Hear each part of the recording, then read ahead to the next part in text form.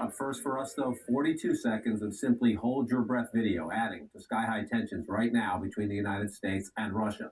Today, the Pentagon declassifying this surveillance footage from that MQ-9 Reaper drone taken as Russian pilots harass the aircraft over international waters. That is jet fuel, you see, sparked by the Su-27's afterburners, splashed on the drone in an attempt, U.S. officials say, to blind it. On a second high-speed pass, Russia flying too close, clipping the Reaper's propeller, knocking the video feed offline. The damage, though, clearly visible when the camera kicks back on. Washington and Moscow now trading accusations and blame over which side is at fault, and the White House gave the green light to release that video so you can see the aggressive Russian behavior. Let's begin at the Pentagon this hour with CNN's Natasha Bertrand. Natasha, the video is wow. I guess the big question is, what now?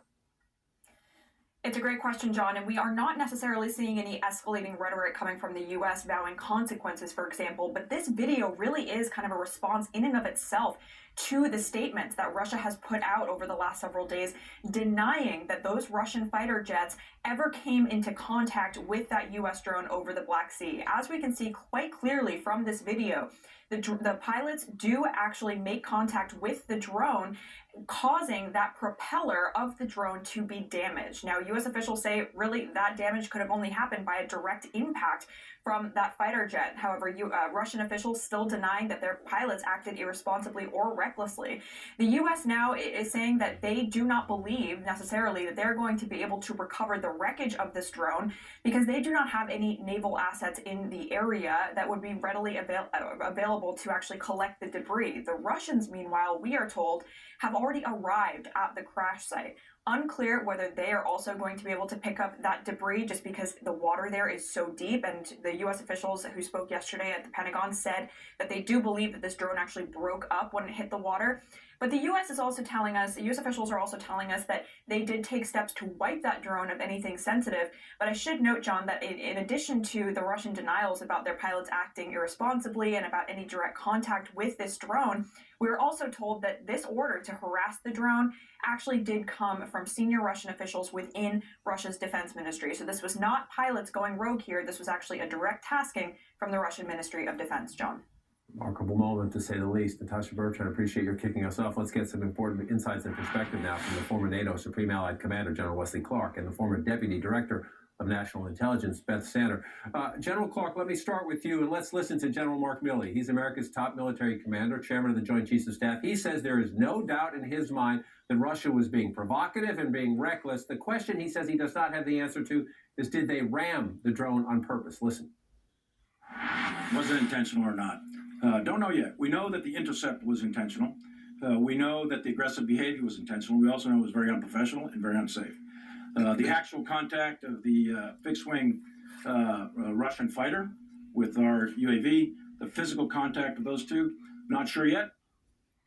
So, two questions. Number one, is there any way to definitively answer that question? Can you pick up maybe communications? Can you try to go back and scrub all the intelligence to see if there's any radio traffic back and forth that answers that question? And number two, from your perspective as a military man, what now? What happens if this doesn't happen again? The Pentagon says they'll send the drones back up, they'll do the surveillance.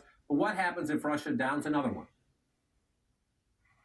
So, first of all, obviously we're looking at all of the communications and intercepts. It's hard to believe that that wasn't intentional because what's the advantage for the pilot to get that close to the drone?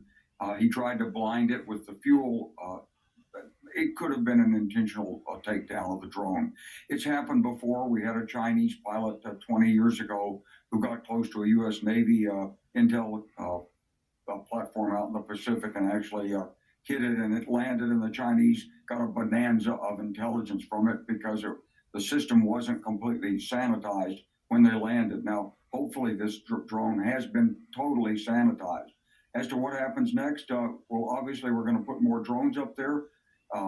Do they have to be protected? Is there some way to protect them non-kinetically in international airspace? Can you put another platform up that warns the Russians to stay away from it? Can you activate the hotline if it starts to happen before the Russians interfere with it? All of those options will have to be considered. All of those options, they have to be considered. Beth Sander committed the conversation. Pretty much the same question, but let's listen first to Defense Secretary Austin. Part of the question in Washington right now and around the world is, what will the United States do to respond? The initial response is simply to say, we're going to keep doing this, regardless of how the Russians behave. I'll just reiterate that the United States will fly and operate wherever international law allows.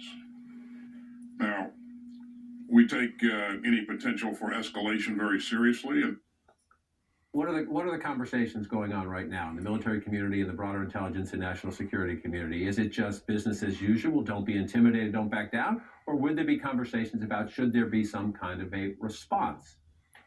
There will be conversations about what kind of response, but also there'll be conversations about, do we need to change what we're doing based on what the Russians told us in order to prevent an escalation. But I think, Austin's making it pretty clear that we're going to go back up, we're going to keep flying, but we also understand what the Russian reaction is going to be. So we do have to keep our seatbelts fastened here.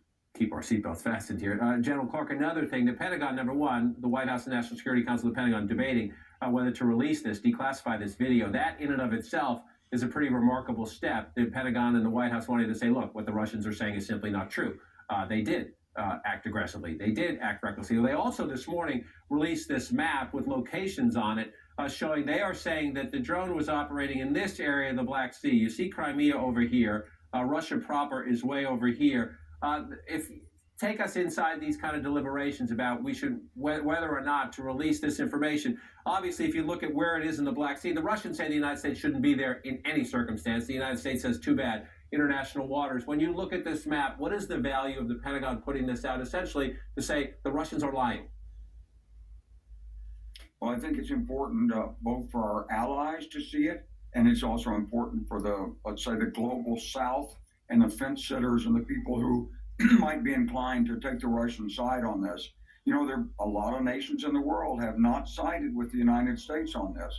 So I think this is important, and I think it's also important for some people in the United States who may doubt about what's going on in Ukraine and may think this is some kind of justified territorial dispute, to understand the recklessness and the inappropriateness of the Russian behavior. I mean, this is clearly international waters. The Russians have said, no, we're going to do military exercises. Sure, they'd like to say that, but it's not legal and it's not justified in this case. So we're clearly within our legal rights, and it's very important that the Pentagon release this information and the map information. And you heard Secretary Austin talking about the potential for escalation. Ukrainian military officials are telling us right now that they see already Russia increasing its naval presence in the Black Sea. If we could put the map back up there. Again, the Pentagon says the drone was operating here. We know the drones have been up for quite some time. Other reconnaissance planes, other manned reconnaissance aircraft as well, not just the drones. Right. If the Russians are increasing their presence in this area, this is their country, their coast. This, as I said yesterday, I'll use it again, stolen property, Crimea.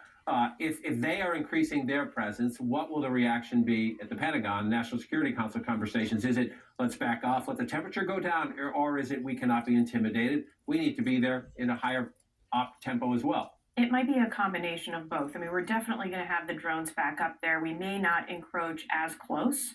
Look, here's the Russian perspective here. I don't say this as an apologist in any way, but these flights they see them as a threat. They see them as a threat because even at that distance, we can optically take great pictures of Crimea and the whole battlefield in the south, the supply lines. We use that information. We give it to the Ukrainians. The Ukrainians use it to fire off HIMARS. They use it to plan a spring offensive. So the Russians, who see this as an existential war, see this as a threat. That's why they're trying to blind the optics, right? So we should expect them to be pushing back.